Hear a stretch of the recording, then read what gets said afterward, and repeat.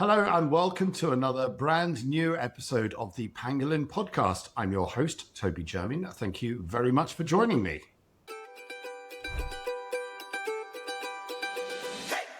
In each episode, I've invited a professional wildlife photographer to imagine themselves in a remote location.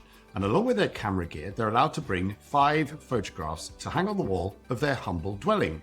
Now, 4 of these must be their own, and the final image is one they admire by another photographer. If you're watching this on YouTube, you can see the images as we talk, but for audio listeners on other platforms, there's a link in the description to a gallery. On today's show, I have a lot of conflict. It's like, man, this would be a really great video, but then it would also be a very great photo. And I keep on switching between the two. And sometimes I can get both, but sometimes I also mess up. And in the moment that I'm actually switching, miss the moment altogether. My guest today was born and raised in Germany and once considered herself a bit of a city girl, but a chance summer job on a cruise ship led her to meet her South African husband, Charl, and together they traveled the world as a photo and video team before turning their passion for nature into a full-time career in wildlife photography and, for the last 10 years, as photo hosts with Pangolin Photo Safaris. Her incredible creative use of light, slow shutter speeds and bold compositions has inspired thousands of photographers around the world. For those of you who've watched her tutorials and destination films on our YouTube channel, she will certainly be a familiar face. Welcome to the show, my good friend and colleague, Sabine Stoltz. Hi, Toby. Nice to see you. Very nice to see you too. How are you doing?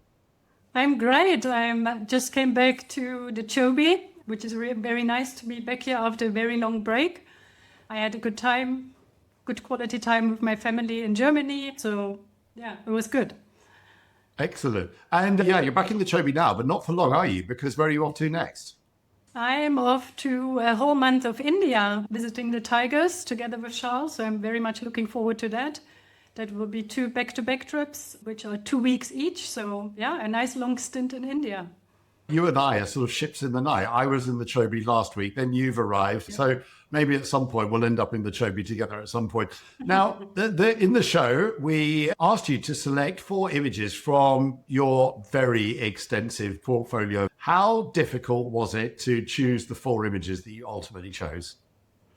Obviously very difficult, like anyone else has told you before as well.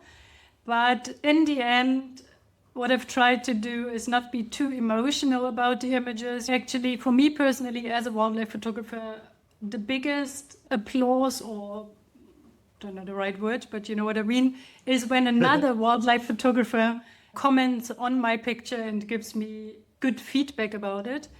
And basically what I've done is I've chosen 4 images where that has happened. And that makes me very proud because often I might be out in the field and I thought, oh my God, I nailed this shot. But then to get a backup from another wildlife photographer who himself knows how difficult it might be to get that specific shot is what I really appreciate. And that's the reason I've chosen these 4 images.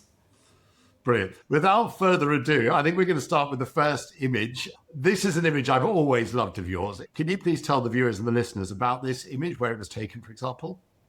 So it's an image of a lioness chasing some vultures, and it is taken right here in the Toby back in 2018, so quite a while ago, from our photo boats. And I just love this shot because it is so abstract, and panning shots are very much hit and a miss. And it's one thing to get a nice panning shot where you maybe get the face of the subject in focus and have a bit of motion blur, but I think it's a more difficult thing to create an image that has maybe, when someone looks at it, has that person stop for a moment and look a little bit closer to see what's going on. And I think that this is one of these images which I got as feedback from other photographers, and that's why I've chosen it. Well, I think that's what it is, because you really have to look, because it looks almost wispy, like it's some smoke or something like that, like it's running through a fire. It's only when you look really clearly, you can see the wingtips of the vultures. Yeah. Talk me through the thought process when this was happening, and obviously you've got to change all your camera settings and things. Talk me through the moment. So the moment was, it was an early morning on the Toby River. We knew about a dead elephant, so we went straight there. And there was a whole pride of lions feeding on that carcass. And then later, as basically the carcass was finished, the lions started to move off. And a very typical behavior of lions, which I've witnessed many, many times, is that when they walk off a kill, and the vultures start coming in because now they feel they have a chance, lions tend to always turn back around and chase them for a couple of times. So that gives you the opportunity to get these chasing shots. And what had happened is that morning I borrowed Charl's 500 millimeter prime lens. And as the Lioness was chasing the vultures, I first obviously shot with a fast shutter speed. But having the 500 fixed lens, most of the shots I basically clipped off the wings or parts of the vultures. And then I thought, okay, I don't have any wider lens with me. I'm not going to be able to move the boat further because, other guests have zoom lenses and I don't think they would have appreciated it if I said, oh, let's move a bit back. So I thought, you know what?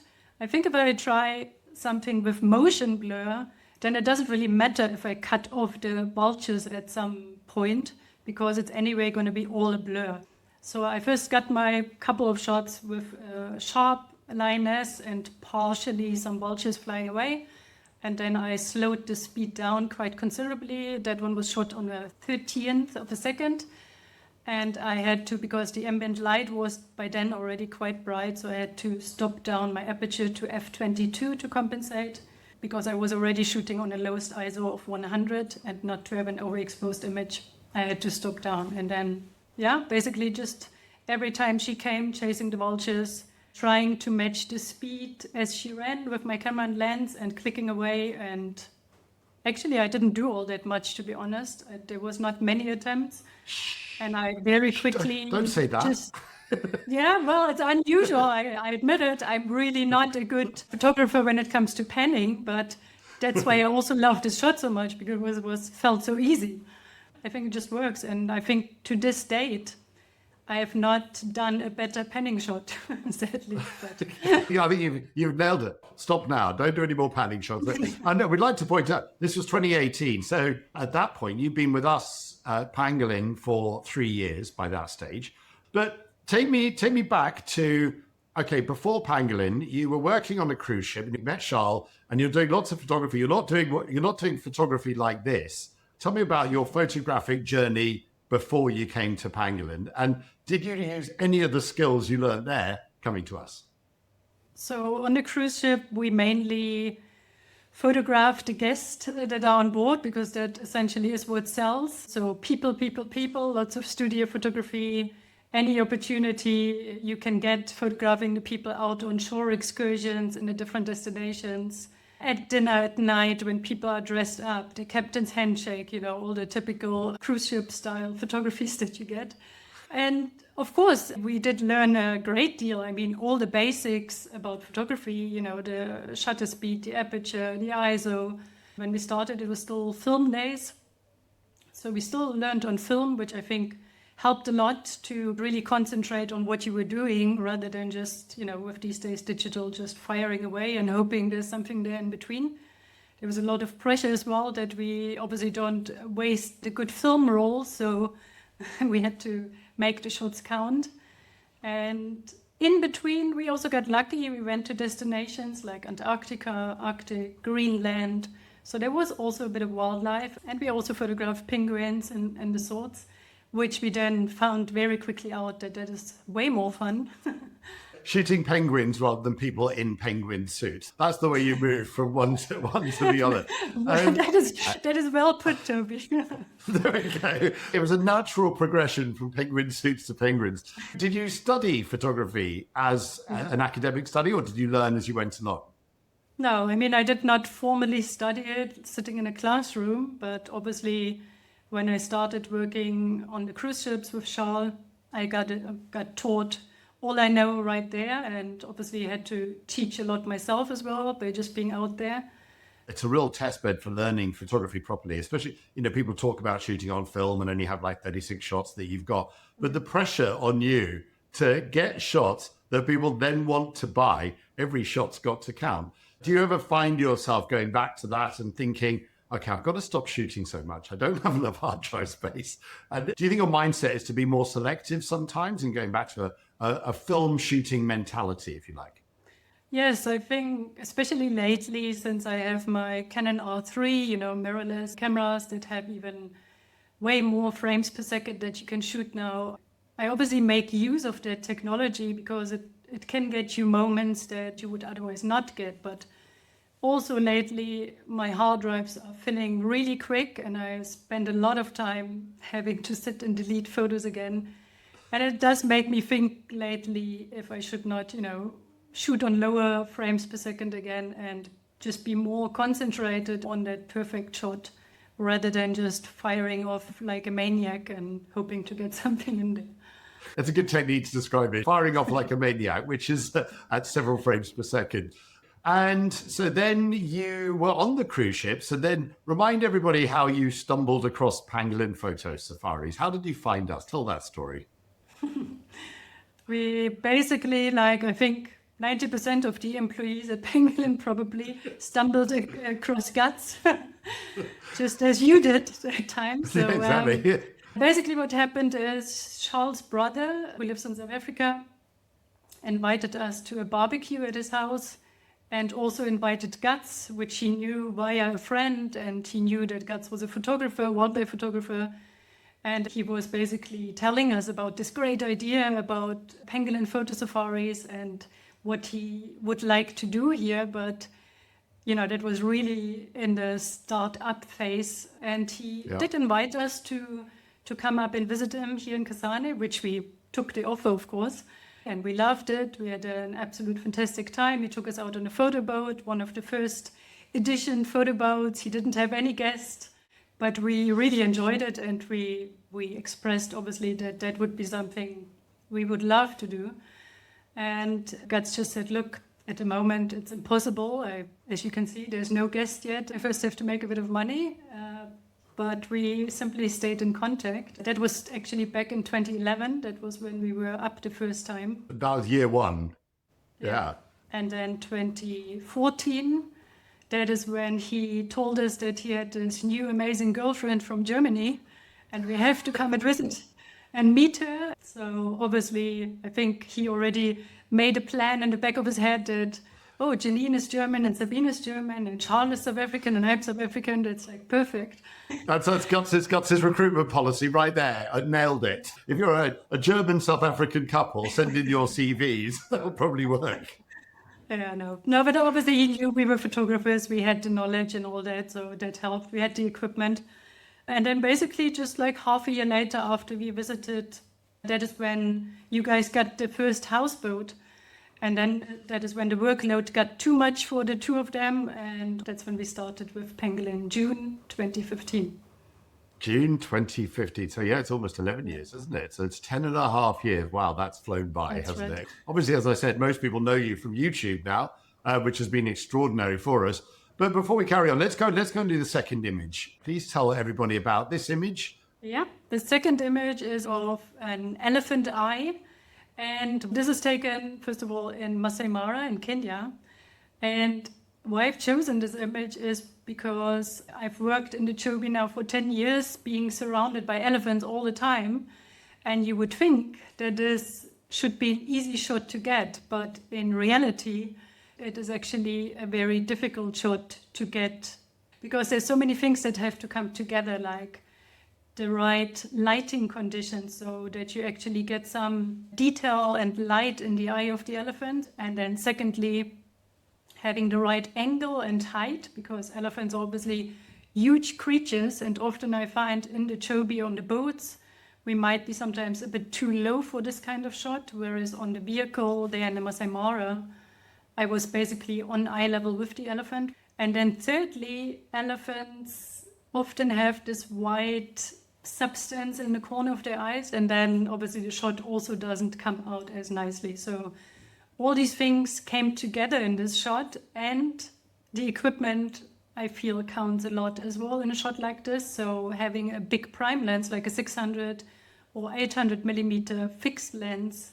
is quite important to be able to capture all the detail, but still getting that really shallow depth of field to pull the viewer's eye really towards the eye of the elephant. And the funny thing is how I got to use that 600 millimeter on this trip was actually because of one of our guests, Celia, if you're watching, thank you very much.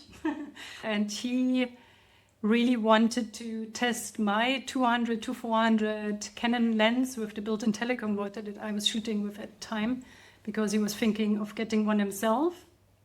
And he basically asked me the one activity if he could shoot with my lens, and in turn I got to shoot with his lens. And I will never say no to a 600 prime lens. So I had that lens, and that lens enabled me to get this shot. Another aspect of this photograph I really enjoy is obviously your choice to photograph a part of an animal. I mean, the advantage is that this part of an animal is going to be instantly recognizable. Is this something that you try to encourage your guests to do as well? To think about, instead of trying to capture the whole animal, to look at the bits? Oh yes, all the time, especially when it comes to elephants, because I think elephants make for some amazing close-up shots. I mean, not just the eye, it's like the tail, the trunk, the feet, even the wrinkled skin.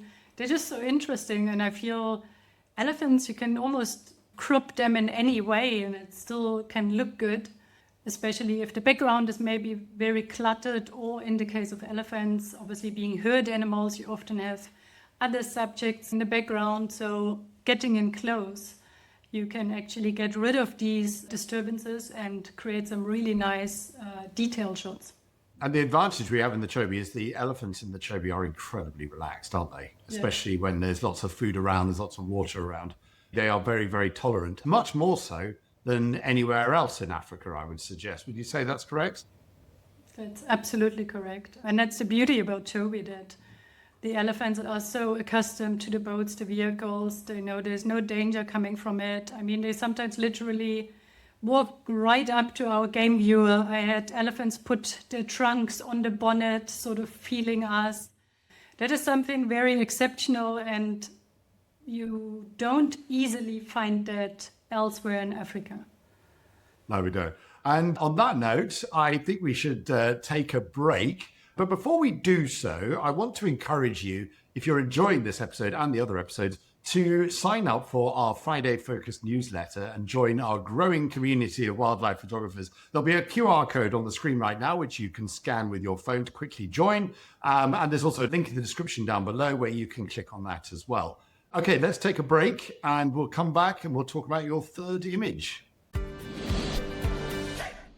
Welcome back to part 2 of the Pangolin podcast with my guest today, Pangolin Photo host Sabine Stolz. Let's go on to your third image, please. Would you like to tell the viewers and listeners all about this photograph? This is a photograph that I've taken in the Okavango Delta, and it is of a leopard cub that is peeking out of a tree trunk, and we have some amazing evening golden glowing light with it. And I've chosen this image just because of the light conditions and the different textures. I feel that this is a very beautiful image. I just keep going back to it all the time. So this early morning, late afternoon, what sort of light conditions are we having? It's late afternoon, and what had happened is there was 2 leopard cubs in that little tree hole, and we found them already, or not we, the amazing guides and found them for us in the early morning on the game drive as already. But the light wasn't very good and they didn't come out much because the mother actually was out and about hunting, presumably. And so we knew they were there. And obviously, because that is a very special sighting, we decided to go back there in the afternoon. It was quite a long drive from camp, but obviously very worthwhile. And we just sat there quietly waiting. And eventually the leopard cub started peeking their head out. We never really got them both together nicely, but each of them individually. And there was actually many shots where the individual cubs now looked straight down my lens. I have these kind of shots too, but there was only the one moment where the light was this perfect. And then also that leopard cub looking up, having perfect light in the eyes. Yeah, I just love this one the most out of the whole series. It's a really difficult photograph to expose for, I would have thought as well, because you've got so much shadow, then you've got the sort of dappled light as well. If you're talking to your clients, what would you suggest you do for, as far as metering is concerned or exposing, to help your guests? So it would be to adjust the exposure for these bright parts where the sun is coming through, because they can easily get blown out if you now try and expose for the Leopard cup, which is obviously more in the shade. So this one, I shot it, I believe it was a -1 1/3 exposure. And then in post, I basically brightened up the part where the Leopard cup is a little bit. Well, that was going to be my next question is, was there a lot of editing required in this photograph afterwards? No, actually there wasn't. Besides what I just told you, there was actually really not a lot of editing. Small adjustments like a bit of contrast, a bit of color here and there, but nothing that I would call an extreme edit. And that is also what I love about this picture and all the other ones that I've chosen in this podcast, is that all of them needed only like minimal editing. And then that is also when you know it's a good shot, you know, if the conditions were right, you took it right, and then there doesn't have to be a whole lot of editing. So now that you do more video, how do you balance the urge to do stills photography and video as well? Do you go, got to get the stills and then I'll do video? Or do you sometimes sit at a sighting and go, this is just better for video? Is there a conflict? There is definitely a conflict, and it changes all the time, really. But there was a time where I really concentrated a lot more on video for a while, and actually probably neglected a bit the photo side of things. And also often because I'm together with Charl on a trip, for example, I know he takes the pictures, I'll concentrate on a video. So we have sort of a teamwork going on, especially if we have to produce a video for Pangolin, and that is just easier because then we can give both 100%. But if I'm by myself, then I have a lot of conflict. It's like, man, this would be a really great video, but then it would also be a very great photo. And I keep on switching between the two. And sometimes it works out, you know, perfect. I can get both, but sometimes I also mess up. And in the moment that I'm actually switching, miss the moment altogether, which is painful, but it's part of it. And I've yet to come up with a proper solution. But in the end, I feel I just need to be dedicated and say, you know, this is now a video moment and this is a photo moment. And yeah. Do you see the clients that you're hosting doing more video? Is it something that people are more interested in? Slowly, not to the extent that I would expect already. But I think it's also a bit of an age thing, because if we get younger guests coming, they're often way more into video. And I think the reason is social media, of course, Instagram and Reels and TikTok videos, or what is all out there. Whereas I guess the elder generation is not obviously that much into that. But it is coming more, and there's more requests as well that I teach people video and how to do the settings and all that. But people also, I think why they don't really do both is exactly the reason that you just said. They often tell me, I'm just afraid to do the video now because then I might miss the photo moment. And I can understand that, because obviously for me it's easy. I can maybe miss that moment and I get it next week again. But for those guests, they maybe come one time to Africa. And if they miss it, that would be a lot more painful. If you were to give any advice to any budding photo hosts who want to get into wildlife photography guiding or hosting as a career, how important would you say learning video and photo is going to be going forwards? Very, very important. Video, I feel, is now an integral part, and it doesn't even just mean video in the sense of traditional video where you film a moving animal or whatever, but even making videos out of stills has become so popular and is something so integral in the world of photography, at least in the marketing part. It is very important to have these video animated photos or video clips in your marketing portfolio, basically. So it is important to learn that if you want to start out now. I tell you what, also, so before we go on, Sabine's got an amazing video of the basics of getting into doing video for wildlife photography. So I will link that in the description down below for you to do just that. And I'm hoping to persuade her in the near future to help me develop a step-by-step multi-module video course that we will put on the Pangolin Photo Academy, which will be more of a deeper dive into videography. At this point, Sabine, you can just nod and say, yes, absolutely, we'll do that. Yes, absolutely. There we go. You heard it here first. Okay, cool. Let's move on to your fourth image, please. So it's an image that I've taken last year in the Pantanal of a beautiful female jaguar lying in a tree early morning with sunrise. And the reason that I could not, not choose it is because I used quite a difficult technique to get this image, and that is panorama stitching. Oh, wow. So basically what happened is we're obviously for the first time in the Pantanal, Charl and I, last year. And before the trip, I obviously did a bit of research, looked up a lot of photographs of jaguars from the Pantanal and so on. And what I found is that there was lots of great tight shots of the cats and so on, but I didn't find all that many shots that included also some of the landscape. So I had this thought in the back of my head, but obviously you also have to have the right setting. And then this one early morning, we were super lucky, our two boats alone in this channel, found this beautiful jaguar up in the tree, no other boats around, so we could position ourselves exactly the way we wanted it, with the sun rising behind. And then the first thought was, obviously, as I had, to shoot wide. And I took my wider angled lens, the 24-105, and I got a couple of shots, but then I was not really happy with the amount of detail that I got out of these shots. And obviously I also got some beautiful tight shots in of the cat with my 400, but then that was basically all I could fit in, the cat and a little bit of warm background. And then I thought, let me try and get a whole row of shots and then later stitch them together in post. And the difficult part here really was, as you take the row of shots, to know if you got it all in, because you have to overlap each shot roughly by a third with the previous shot and so on. But also we heard over the radio the boats were sort of also coming.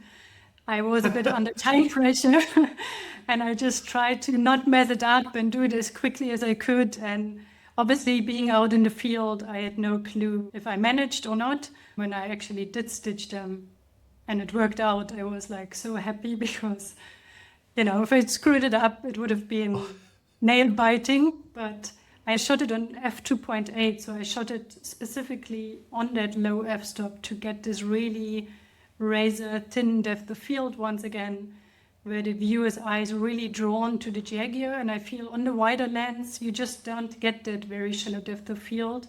And I wanted this kind of effect. And I'm super happy I got it.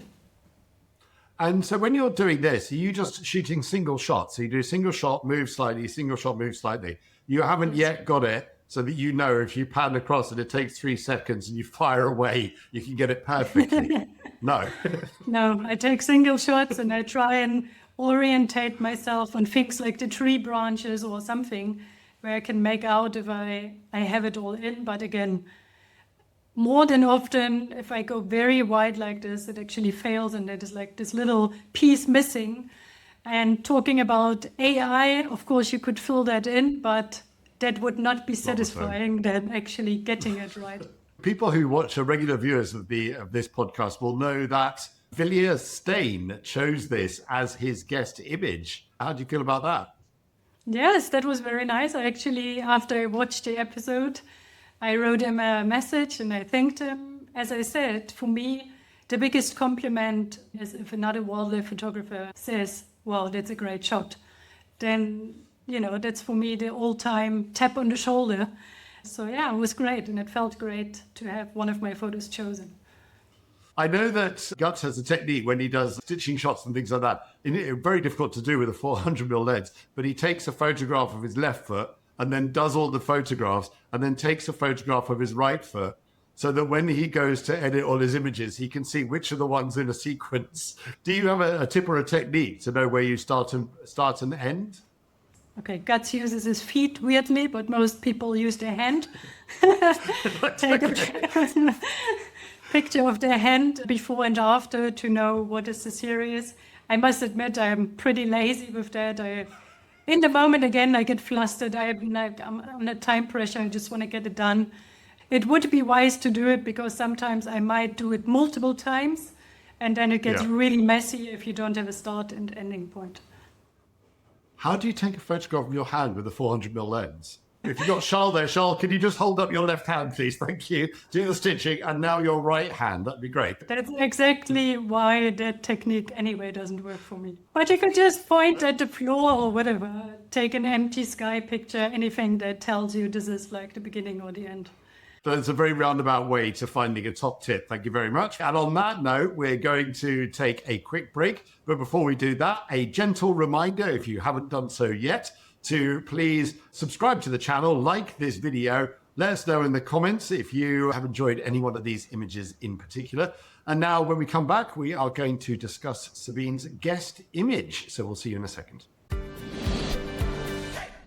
Welcome back to the final part of the Pangolin podcast with my guest today, Pangolin photo host Sabine Stolz. This is the part of the show where we've invited Sabine to choose an image taken by another photographer that she admires, and maybe she wishes she'd taken herself. So, Sabine, would you like to introduce this image, tell us who took it, and tell us all about it? So the image I've chosen is from my friend and colleague, Hannes Lochner, a South African photographer. For those of you that don't know, you should check out his work. He's amazing.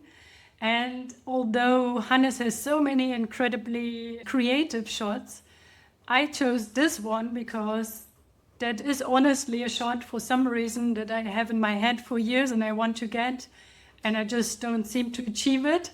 So that's why I've chosen this exact shot of a lion, big male, beautiful lion lying in the grass. Early morning, I presume, the roaring or breathing simply, and the breath backlit by the rising sun. And funny enough, I'm not myself a very visual photographer. Visual meaning that I envision shots before I take them. There's lots of photographers, especially Hannes, but there's lots of other photographers that do that too. They have even little sketchbooks where they sketch down the shots they are hunting, basically. And I'm more a person that is like, take the moment as is kind of photographer. But since I came to Botswana, and especially since I've been to the Okavango Delta for the first time, for some reason, I've always had this shot of a big male lion in my head where the breath comes out of his mouth and it's backlit by the sun. And I can just appreciate how difficult it is to get, because in the 10 years that I'm here, it has just not happened yet. I believe Hannes mentioned that it also taken him a couple of years to actually get it, because you can only really get this image on a very cold winter's morning. And although we do have nice cold winter mornings here in Botswana, I think you need temperatures that are really quite low, around 0 and so on. That doesn't happen all that often. And then to find exactly on that winter morning a lion lying there with a nice dark background at the time that the sun rises, I think, again, there are so many things that have to come together. But it's still a shot that I'm hunting, so one day, hopefully. Hannes was a guest on the podcast, quite an early on guest, actually. But you're right. I love the way that he visualizes. It's almost like he's manifesting what's going to happen to him in real life. Yeah. He is one of the most innovative photographers around. He just sort of sees things differently. What else have you learned from Hannes? I mean, you mentioned it in the past, actually, that you study a lot of images of other photographers, especially when you're going to a new destination. Is that a technique that you use to scope out a new place? Is that something you would advise people to do, say, for example, before they're going on their first safari to a destination?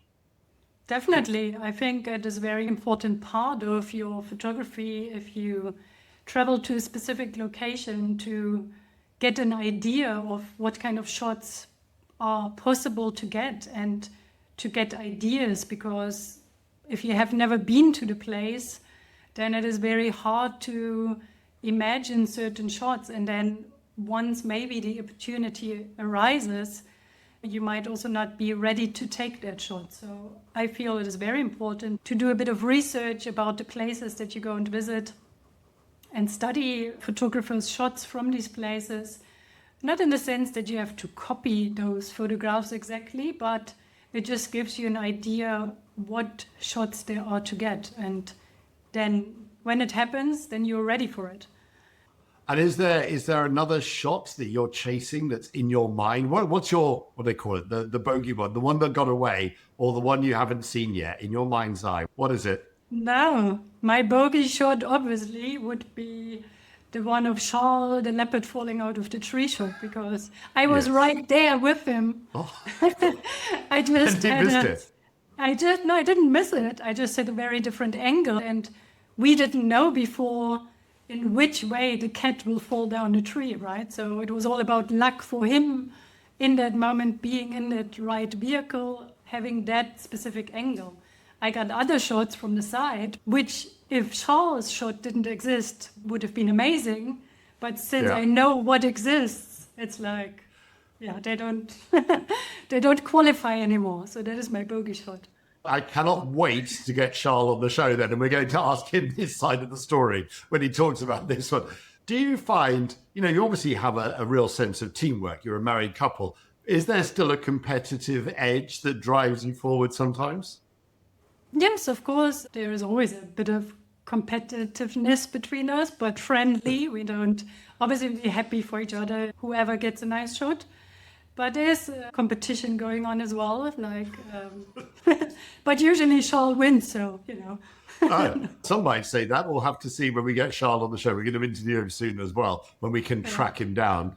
Brilliant. Okay, Sabine, thank you so much. We're going to run out of time in a minute, but the last thing we have to ask you before we go is, we said at the top of the show that these images are going to be hanging on the wall of your humble dwelling, but you get to decide where is that humble dwelling going to be. So have you decided, and please tell us where and why?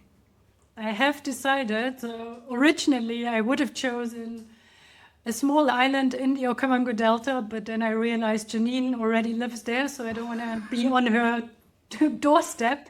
So the next best thing, I think I can say that I'm very lucky, having spent the last 10 years extensively traveling Africa and all the wild places in Africa.